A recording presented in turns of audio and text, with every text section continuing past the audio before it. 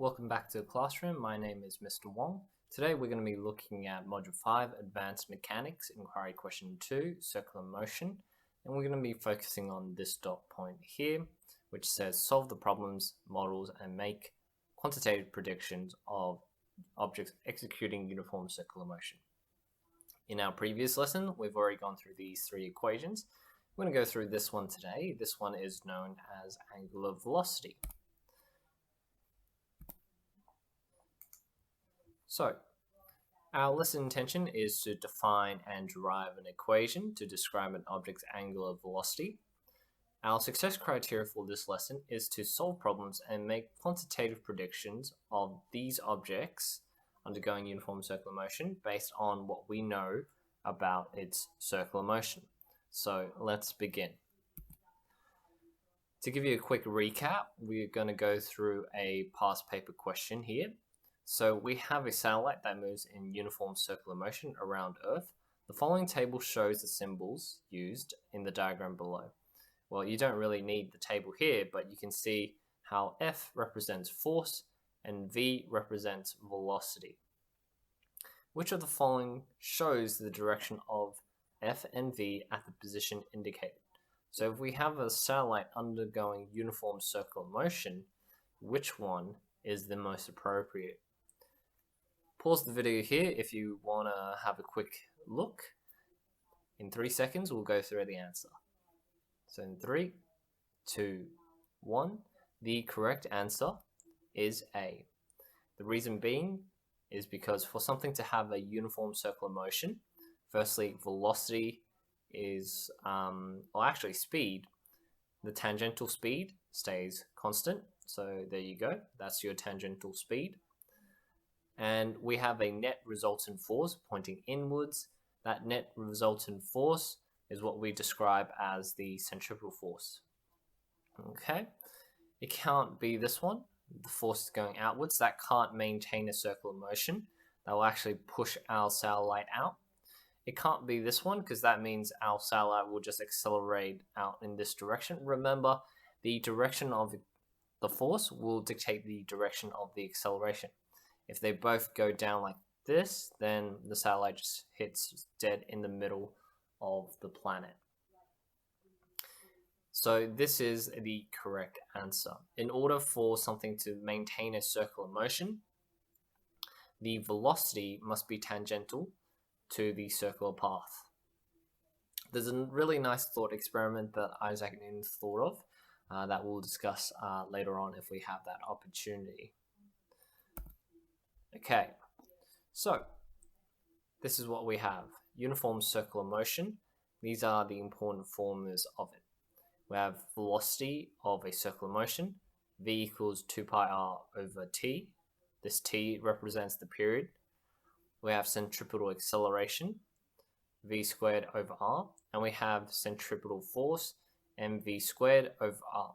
What I'm going to show you is a quick simulation to show you if the net force was to stay the same, how does that affect the overall acceleration or the radius of the path, okay? All right, so we have an object in uniform circular motion right here.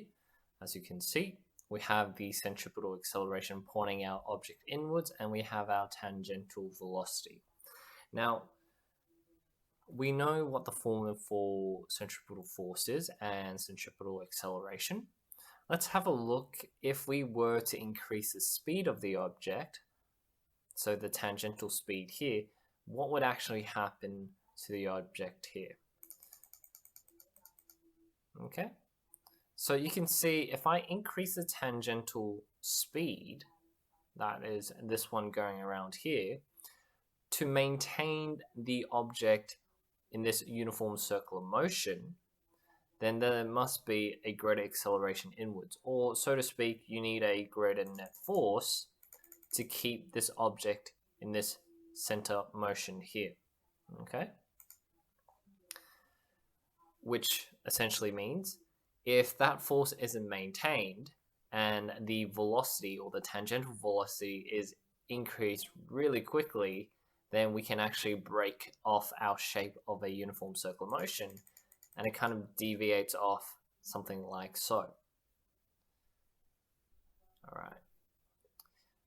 As you can see, if we start out with a much larger radius and it's in uniform circular motion, the reason why it's a much larger radius would actually mean that there is a lower or smaller centripetal acceleration and a smaller net force to hold it in. So remember that if an object has a greater uniform circular motion, it means that the acceleration is a lot smaller. If it has a really fast motion, so if it has a very fast tangential velocity, then the acceleration towards the center has to be fast as well, or has to be a much higher value in order to keep this in circular motion. And this is where we just quickly deviate off to a thought experiment that Isaac Newton thought about. So we talked about projectile motion, and we talked about if it's a projectile motion, the length at which you can launch an object horizontally speaking is denoted by its initial horizontal velocity. So fires it off like that.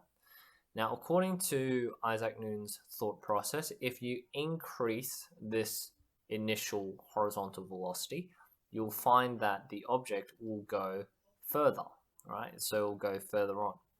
Now, he came up with this idea that the greater the velocity is, all right, the further it goes, and then until which point the object is traveling fast enough where it's actually falling to the curvature of the planet. So you can see this position E here, it's falling to the curvature of this planet here.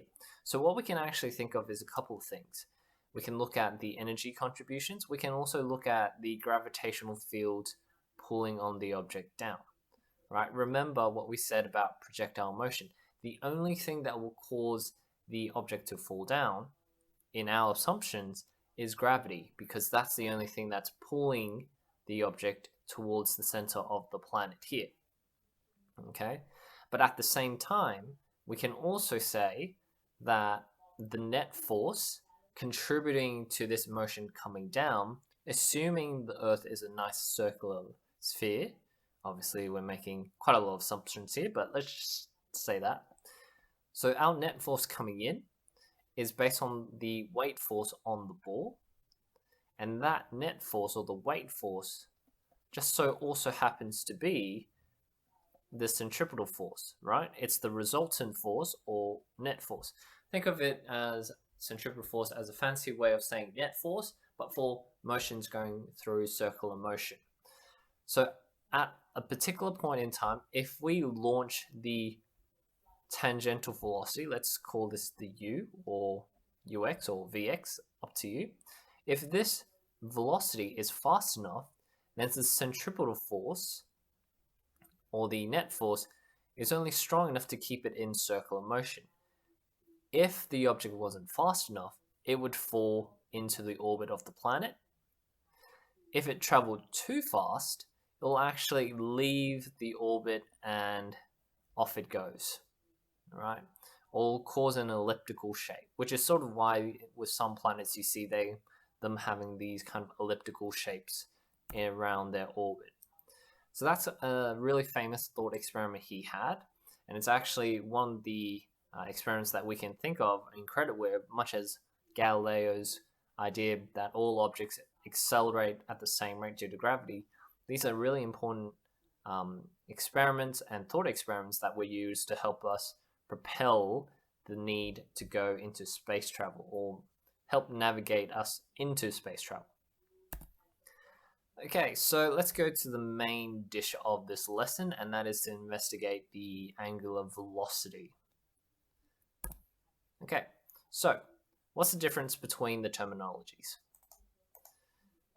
We have angular displacement, and that's the angle in which an object has moved based on the radial vectors for its initial and final positions.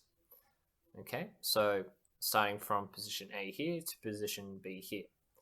Now, just to put it in simple terms, angular displacement, you can think of it as the angle change from one position to another.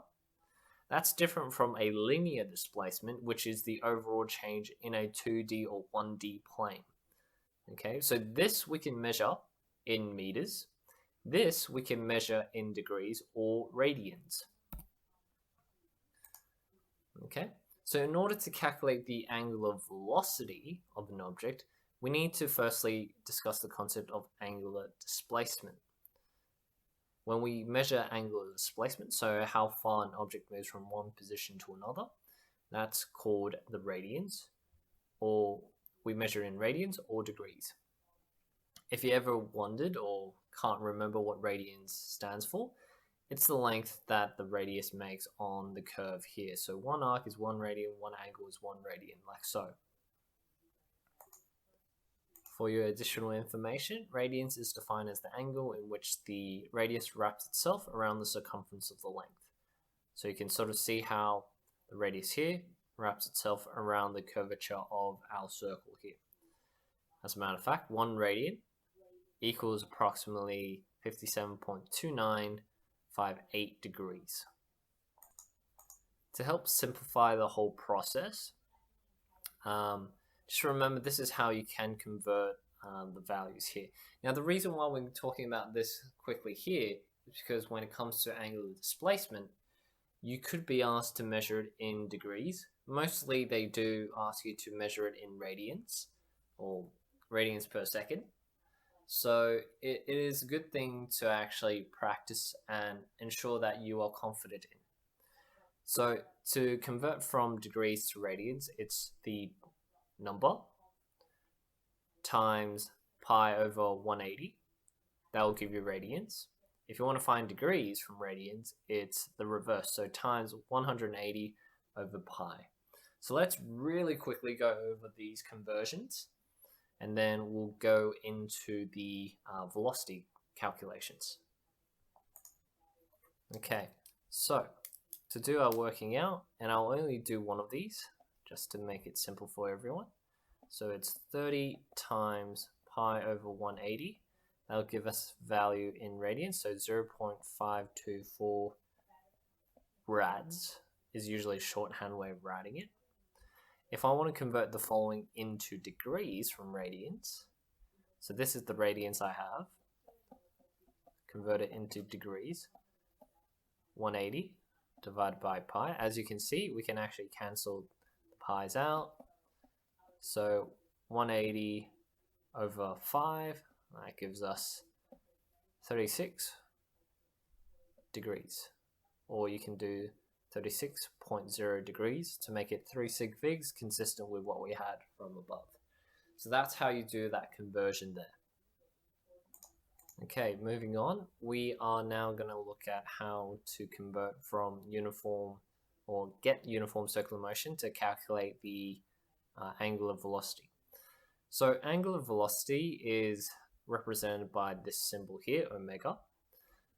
Usually we measure it as an angle in which an object has traveled per unit of time. So we could write it in degrees per second, or we could write it in radians per second.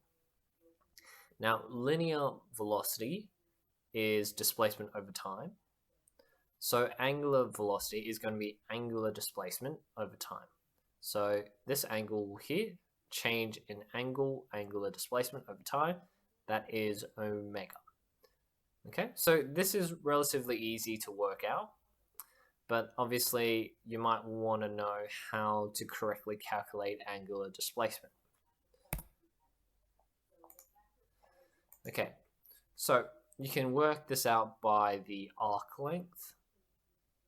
Okay, so the arc length, this line here of the circumference, you can find that as 2 pi r times theta over 360. So if I want to find this angle here, let's say the angle I have here is about 40 degrees. Just change that. So let's say this is 40 degrees. Then simply speaking, this is 2 pi r 40 over 360. Let's say r here is 1 meter, so that's 1. So you plug that into your calculator, that will give you your arc length. Okay, so it'll be 2 pi times 1 times 40 over 360. So approximately our value here. From there, to find angular displacement, it's our arc length over our radius. Okay, so that'd be this value over 1, assuming that the radius is 1. Okay, so that's how you find the angular displacement. Okay, so now we can actually try and find the angular velocity using our understanding of the linear velocity.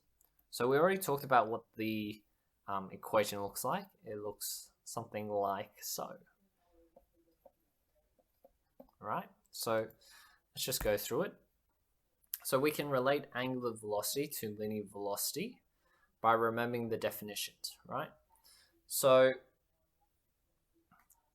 instead of having linear displacement, we just convert this in as angular displacement. Okay, so replace with angular displacement.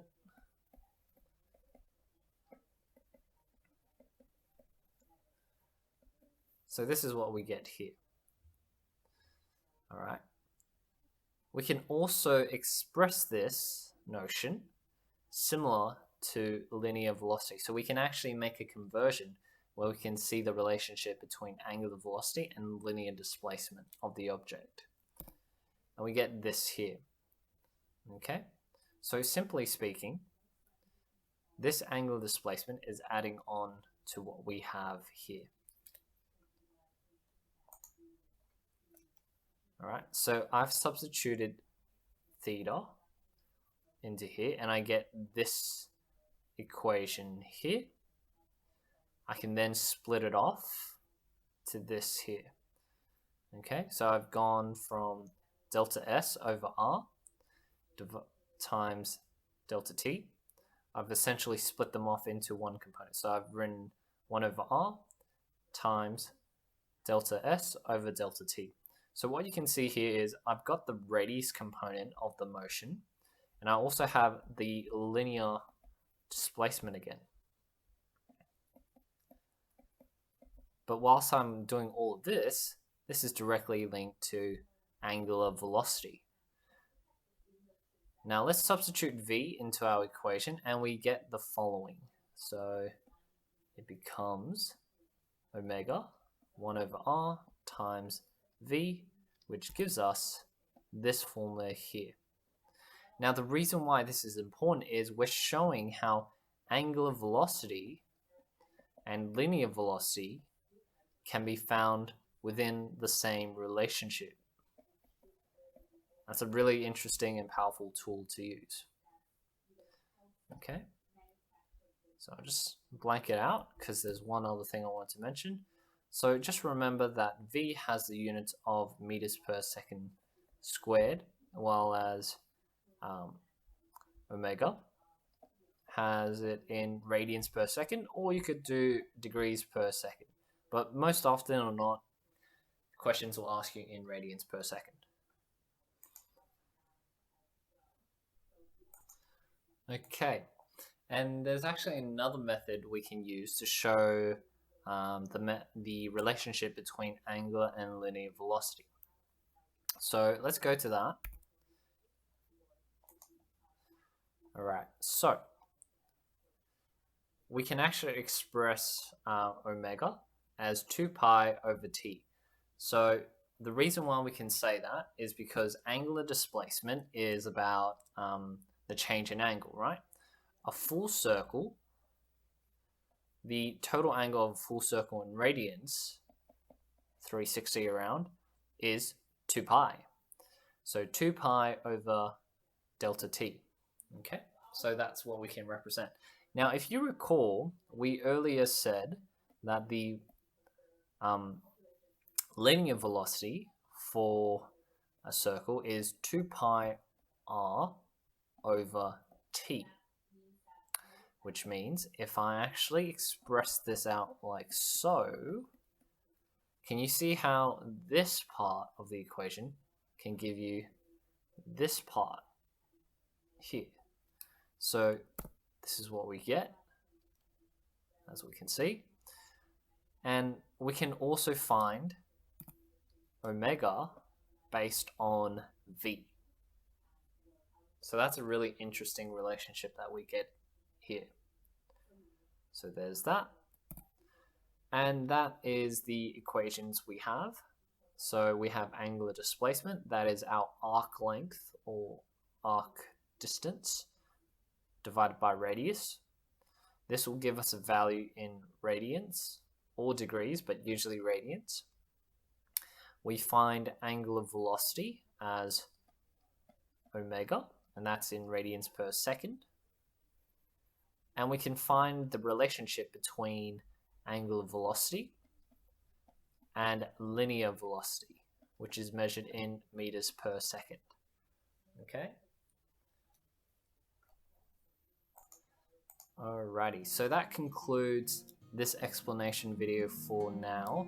You might have noticed some of there's no questions in this recording, and that's because that's going to be made as a separate video. So you have two videos, one that's purely on the theory of the circular motion, and then you have another video going through the questions and calculations of this video. So I hope you enjoyed this, give it a like, and I'll catch you in the next video where we discuss these issues. So take care.